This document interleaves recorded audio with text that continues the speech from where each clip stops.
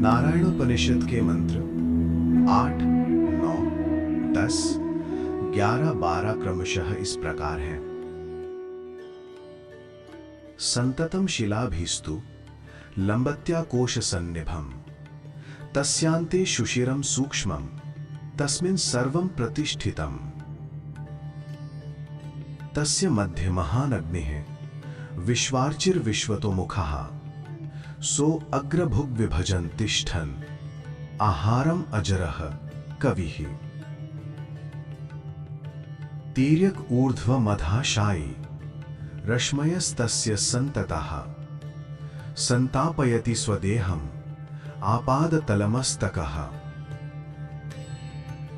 तस्य मध्ये वह्नि शिखाम् अणियोर्ध्वा व्यवस्थितः नीलतोयद मध्यस्थात् विद्युल्लेखेव भास्वरा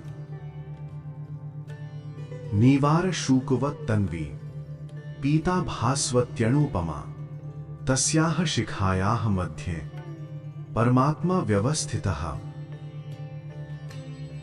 स ब्रह्म स शिवः स हरिः सेन्द्रः सोऽक्षरः परमः स्वराट्। मानव शरीर नाड़ियों से परिपूर्ण है। हृदय में स्थित ये कमल, हृदय कमल, शरीर के मध्य भाग में लटकता हुआ सा प्रतीत होता है, जैसे किसी कमल का गर्भ भाग। इस हृदय कमल के भीतर एक अत्यंत सूक्ष्म छिद्र है, जिसे योग शास्त्र में सुषुम्ना नाड़ी कहा गया है। इसी सूक्ष्म स्थान में समस्त विश्व स्थित है, अर्थात संपूर्ण सृष्टि उसी में प्रतिष्ठित है। उस सूक्ष्म स्थान में एक महान अग्नि स्थित है, जो सर्वव्यापक है, जिसकी ज्योतियां चारों ओर फैली हुई हैं। वही अग्नि शरीर में प्रवेश करने वाले अन्न को ग्रहण करती है और उसका पाचन करती है, परंतु स्वयं वो कभी वृद्ध या क्षीण नहीं होती। वह वैश्वानर अग्नि शरीर के सभी अवयवों में अन्न का रस पहुंचाती है। उसके किरण रूप रश्मियां शरीर में ऊपर नीचे और चारों दिशाओं में व्याप्त रहती हैं। यह अग्नि पैरों के तलवों से लेकर सिर के शीर्ष तक समस्त शरीर को ऊष्मा प्रदान करती है, अर्थात शरीर को जीवन और ताप देती है। इसी अग्नि में एक अत्यंत सूक्ष्म ज्वाला स्थित है, जो सुषुम्ना नाड़ी के मुख से लेकर ब्रह्मरंध्र तक ऊपर की ओर उठी हुई है। वह ज्वाला ऐसे दीप्त होती है जैसे गहरे नील बादलों के बीच चमकती हुई बिजली की रेखा। उसका वर्ण पीत यानी पीला है, अत्यंत सूक्ष्म और चमकीला। वह इतनी कोमल है जैसे निवार धान्य यानी जौ या धान्य का पतला तंतु, फिर भी अपूर्व तेज से प्रकाशित रहती है। इसी सूक्ष्म अग्नि शिखा के मध्य परमात्मा नारायण विराजमान है। वही ब्रह्मा है, वही शिव हैं, वही विष्णु हैं, वही इंद्र हैं, वही अक्षर अर्थात अविनाशी, परम और स्वयं सिद्ध, स्वराट अर्थात पूर्ण, स्वतंत्र, सच्चिदानंद स्वरूप ब्रह्म है। ध्यान करने वाला साधक उसी का ध्यान करे। इन मंत्रों में नारायण की स्थिति अर्थात स्थान का अत्यंत सूक्ष्म संकेत दिया गया है। ये बताया गया है कि पूरा विश्व कहाँ स्थित है और विश्व को उत्पन्न करने वाला वास्तव में कौन है। विश्व का प्रकट होना अहम अर्थात अहंकार या मैं भाव से जुड़ा है। जब हमारा अहम सक्रिय होता है, तब ये सारा जगत अनुभव में आता है। रात को 12 बजे जब हम गहरी नींद में होते हैं, तब ये संसार हमारे लिए नहीं होता। न कोई संबंध, न परिवार, न भगवान, सब लुप्त हो जाता है। सुबह जब हम जागते हैं, तब मैं फिर सक्रिय होता है और उसी के साथ ये संसार पुनः प्रकट हो जाता है। अर्थात अहम के उदय के साथ विश्व का उदय होता है। जब तक मैं है, तब तक भगवान भी अनुभव में है, और जब मैं नहीं, तब भगवान भी अप्रकट हो जाते हैं। ये केवल अनुभव की दृष्टि से कहा गया है। वास्तव में भगवान सर्वदा विद्यमान है। मंत्र में कहा गया है तस्मिन् सर्वं प्रतिष्ठितम्, अर्थात उसमें ही सब कुछ प्रतिष्ठित है। यहां सर्वम शब्द का अर्थ भगवान से है। जब अहम अर्थात व्यक्तिगत चेतना प्रकट होता है तब भगवान का भी अनुभव होता है। जब अहम शांत होता है तब न मन रहता है न जगत, केवल शुद्ध अस्तित्व। योग शास्त्र में कहा गया है कि सुषुम्ना नाड़ी ही वो मार्ग है जिसमें मन गहरी नींद में विलीन हो जाता है, और जब यही मन ब्रह्म के साक्षात्कार के लिए उसी नाड़ी में प्रवेश करता है तब ज्ञान प्रकट होता है। इसीलिए सुषुम्ना को ब्रह्म नाड़ी कहा गया है, क्योंकि ये परम अनुभूति का द्वार है। रीढ़ की हड्डी कुंडलिनी मार्ग में 3 प्रमुख नाड़ियां हैं, ईड़ा अर्थात बाईं ओर, पिंगला अर्थात दाईं ओर और सुषुम्ना अर्थात मध्य में। जहां इन तीनों का संगम होता है वही ब्रह्मरंध्र कहलाता है।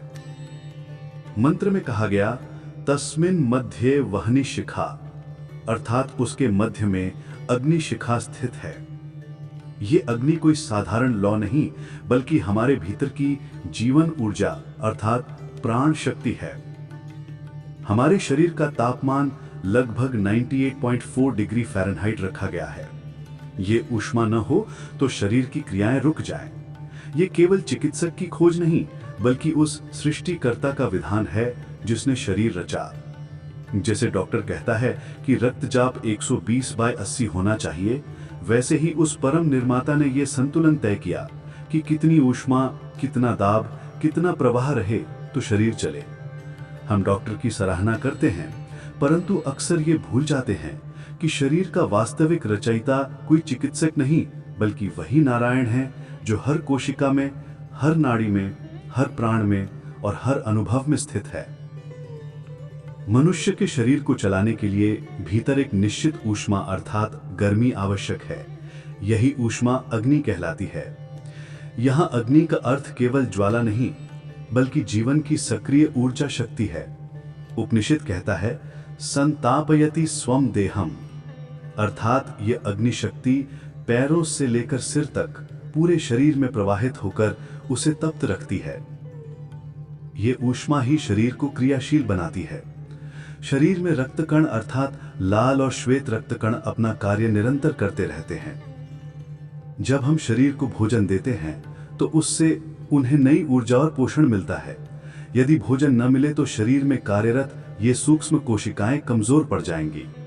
ठीक वैसे ही जैसे कोई व्यक्ति हमारे घर का कार्य करे, वो अपने श्रम से अपने रक्त कणों को खर्च करता है, इसीलिए उसे भोजन या पारिश्रमिक देना हमारा दायित्व है, कोई दया नहीं।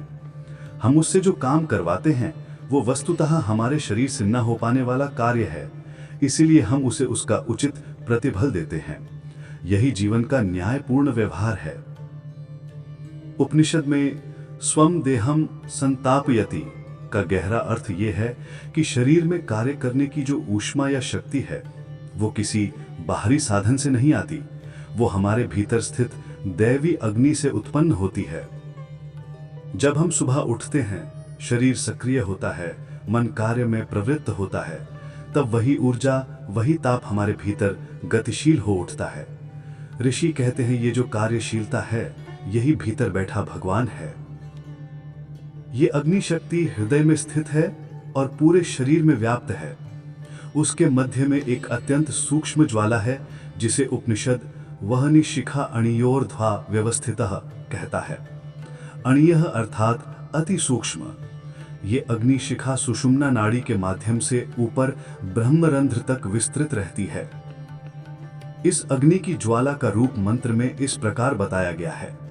वो ऐसे प्रकट होती है जैसे नीले बादलों के बीच चमकती हुई बिजली की रेखा, चमकीली, प्रकाशमान और पीले रंग की। इसे नीवार शुकवत तन्वी कहा गया है, अर्थात धान्य अर्थात नीवार की पतली पूंछ जैसी सूक्ष्म और कोमल, और पीता भास्वती अनुपमा। इसका अर्थ यह है कि वो पीले रंग की, तेजस्वी और अति सूक्ष्म है, इतनी सूक्ष्म कि आंखों से दिखाई नहीं देती। जैसे चंद्रमुखी कहा जाए तो वो चेहरा चांद जैसा नहीं होता, किंतु उसमें चंद्रमा जैसा शीतल और सौम्य भाव होता है। वैसे ही उपनिषद ने ये उपमाएं दी हैं। ये पूर्ण नहीं पर अर्थ के समीप पहुंचाती हैं। अर्थात ये अग्नि शक्ति दृश्य रूप में नहीं दिखती, पर उसी के कारण हमारा शरीर चलता है, गर्म रहता है और जीवित रहता है। यही वहनी शिखा भीतर के नारायण का संकेत है, जो स्वयं प्रकट नहीं होता, पर प्रत्येक श्वास, प्रत्येक क्रिया और प्रत्येक ऊष्मा में विद्यमान रहता है। हमारे ऋषियों ने जिस गहराई से सृष्टि का वर्णन किया है, उसे आधुनिक वैज्ञानिक भी सृष्टि की उत्पत्ति के रूप में स्वीकारते हैं। न्यायिकों अर्थात तर्कशास्त्रियों या प्राचीन वैज्ञानिकों ने कहा कि सृष्टि अणु से बनी है। संस्कृत में चाव शब्द भौतिक विज्ञान का द्योतक है और मीमांसा का अर्थ है किसी कर्म या वस्तु की सूक्ष्म जांच पड़ताल करके निष्कर्ष निकालना। जैसे न्यायालय में किसी कार्य की समीक्षा करके निर्णय दिया जाता है कि वो उचित है या अनुचित, समाजोपयोगी है या नहीं, उसी प्रकार प्राचीन भारत में मीमांसा शास्त्र का कार्य यही था, वस्तु, क्रिया और ज्ञान की विवेचना करना। न्याय शास्त्र में अणु का अत्यंत सुंदर वर्णन मिलता है। तब वैज्ञानिक उपकरण नहीं थे, इसलिए ऋषियों ने कहा, खिड़की से आती धूप में जो छोटे छोटे कण दिखाई देते हैं, उसके छठे भाग को अणु कहते हैं। वे उस युग में इतनी ही सीमा तक देख सके। आज माइक्रोस्कोप के माध्यम से हम उससे भी 100 गुना सूक्ष्म कण देख सकते हैं। परंतु ऋषियों का उद्देश्य केवल दिखाना नहीं था, वे बताना चाहते थे कि अणु से भी सूक्ष्म एक शक्ति शरीर के भीतर कार्य करती है, जो जीवन को चलाती है। उपनिषद इसी शक्ति को अणुपमा कहता है, अर्थात अणु से भी सूक्ष्म पर अनुपम, अद्वितीय। वो शक्ति इतनी सूक्ष्म होते हुए भी इतनी विशाल सत्ता को इस देह, मन और चेतना को संचालित करती है। वो हमें चलाती है, जगाती है, सुलाती है, सोचने और कर्म करने की शक्ति देती है। वही शक्ति है तस्याः शिखाया मध्ये परमात्मा व्यवस्थिता। उस सूक्ष्म ज्वाला के मध्य परमात्मा स्वयं स्थित है। जब मनुष्य को यह अनुभव हो जाता है कि मेरे भीतर वही परमात्मा है, वही शक्ति मेरा संचालन करती है, तब उसे आत्मज्ञान कहते हैं। यही वो क्षण है जब व्यक्ति समझता है ब्रह्म, शिव, हरि, इंद्र ये सब उसी एक परम तत्व के भिन्न नाम हैं। उपनिषद कहता है अक्षरम ब्रह्म परमम, जो कभी नष्ट नहीं होता, जो सर्वव्यापक और स्वप्रकाश है। वही ब्रह्म, वही नारायण मेरे भीतर स्थित है। संक्षेप में ये समस्त विचार नारायणोपनिषद का सार है। हमारा जीवन ऐसा होना चाहिए कि वो भीतर की उस शक्ति को प्रसन्न करे। जब हमें निराशा, दुर्बलता या अस्वस्थता का अनुभव होता है, तो वास्तव में हमारे भीतर की शक्ति असंतुलित या अप्रसन्न होती है। हर व्यक्ति के हृदय में भगवान बैठे हैं। वे निरंतर कहते हैं, सही दृष्टि रखो, सत्य का अनुभव करो और मुझ तक पहुंचो।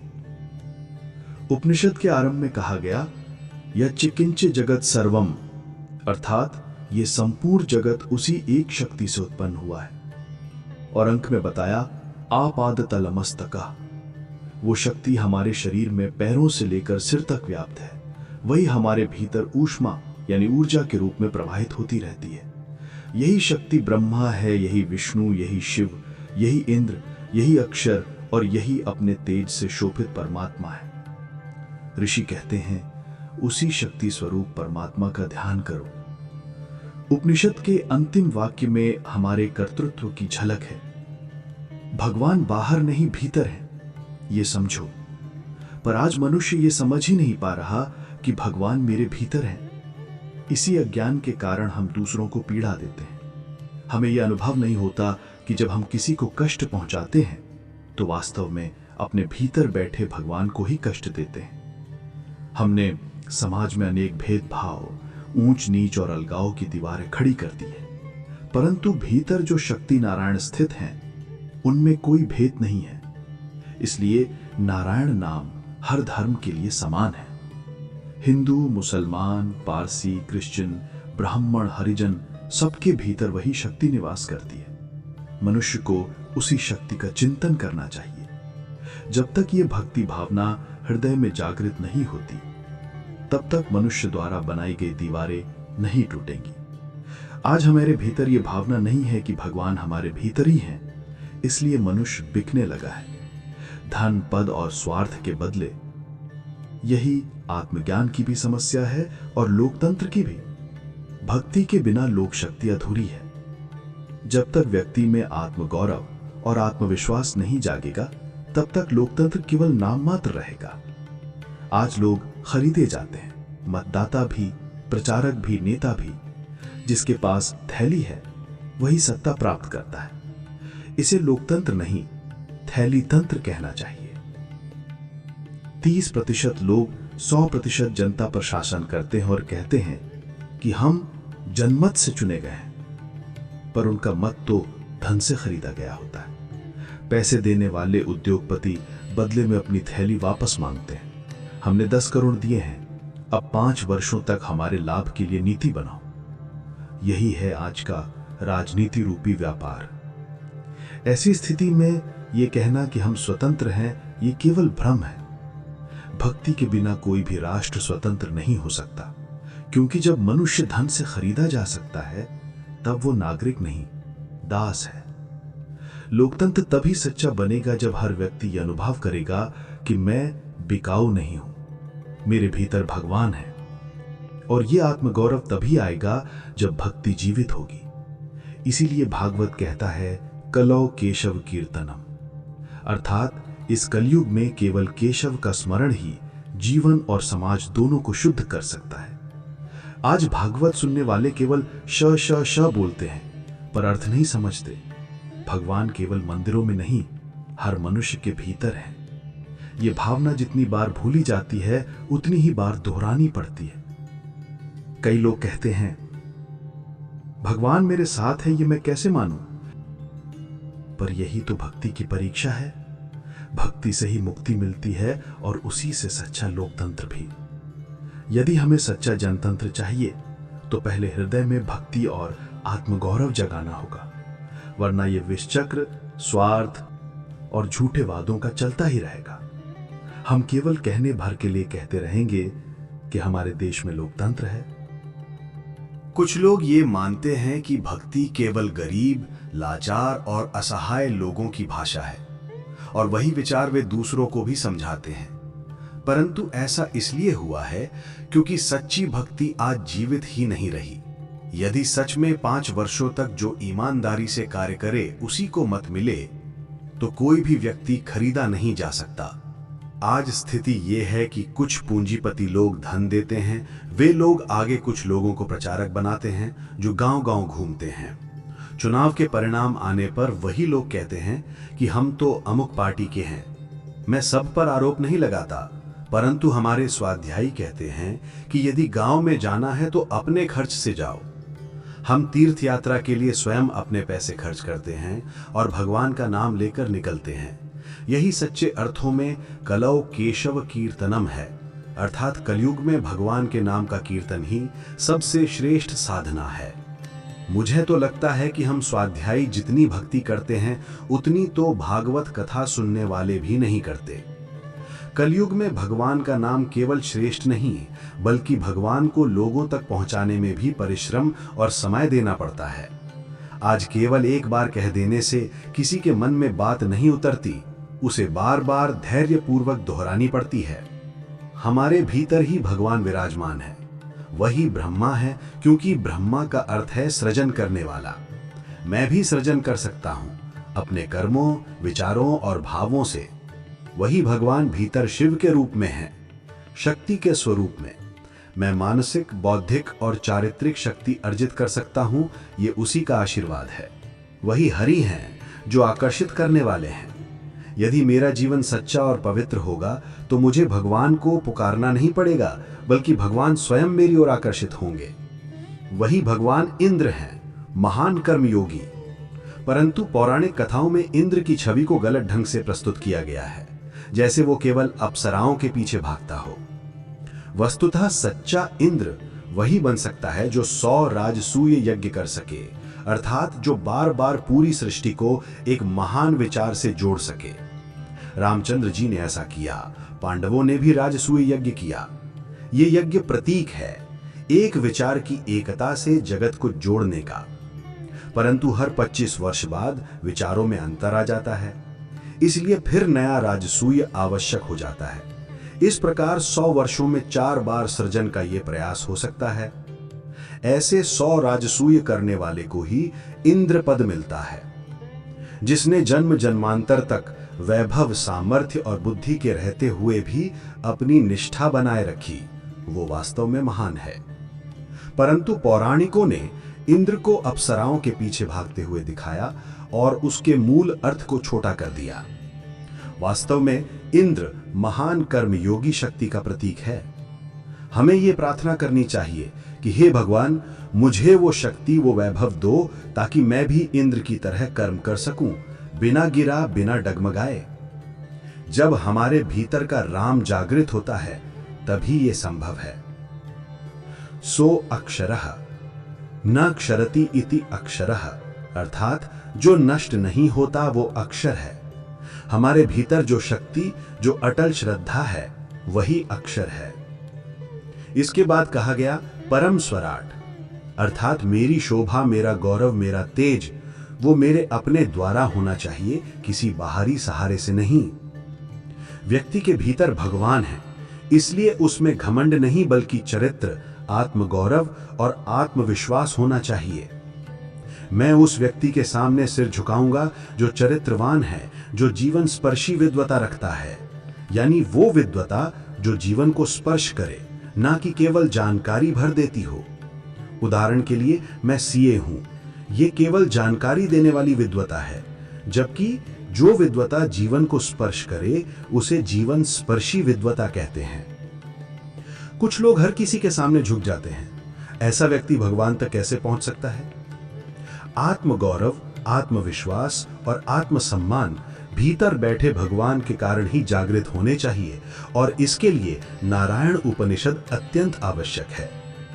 नारायण उपनिषद यहां समाप्त नहीं होता, वो बहुत विस्तृत है। आज के समय में जितना आवश्यक था उतना ही हमने लिया है। आज लोग भक्ति का अर्थ गलत समझते हैं। किसी के लिए भक्ति का मतलब है मंदिर में अगरबत्ती जलाना। कोई कहता है कि हम श्रीनाथ जी के मंदिर नहीं जाते पर रोज यहां से मेवे भेजते हैं। ऐसे लोग मानते हैं कि मेवे भेजना ही भक्ति है। मैं इसका विरोध नहीं करता, मेवे भेजना भी अच्छा है, परंतु भक्ति केवल इतनी तक सीमित नहीं होनी चाहिए। यदि मैं यहां बैठा कुछ मेवे खा रहा हूं और उसी क्षण भगवान को याद करके उन्हें समर्पित कर दूं, तो वो सच्ची भक्ति है। लेकिन सच्ची भक्ति केवल इस भावना तक सीमित नहीं रह सकती।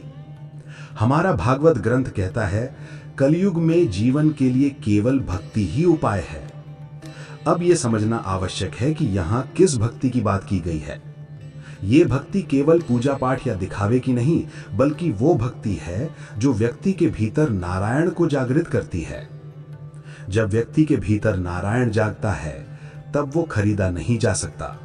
उसकी आत्मा, उसका विवेक, उसका धर्म बिक नहीं सकता।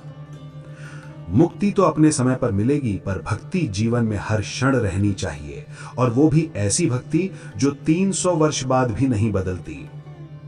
जब तक व्यक्ति के भीतर नारायण जागृत नहीं होता तब तक वो खरीदा जाएगा। यही आज की सबसे बड़ी व्यथा है। हमने भक्ति को मंदिरों में बांध दिया, ताला लगा दिया और उस पर चौकीदार बिठा दिया, और परिणाम ये हुआ कि मनुष्य में गुलामी की प्रवृत्ति पैदा हो गई। कभी गुलामों का बाजार लगता था, आज पूरा समाज ही गुलाम हो गया है, क्योंकि आज हर कोई खरीदा जा सकता है। यहां तक कि कुलपति यानी वाइस चांसलर भी खरीदे जा सकते हैं। जब अधिकांश लोग चोरी या स्वार्थ में डूब जाते हैं तो भक्ति ही वो शक्ति है जो उन्हें सच्चाई की राह पर ला सकती है। नारायण उपनिषद कहता है, भक्ति से ही समाज शुद्ध होगा और भक्ति से ही सच्चा जनतंत्र संभव है। इसलिए ये नारायण उपनिषद केवल एक शास्त्र नहीं, बल्कि आज के युग की आवश्यकता है। आइए हम सब मिलकर इस नारायण उपनिषद को प्रणाम करें।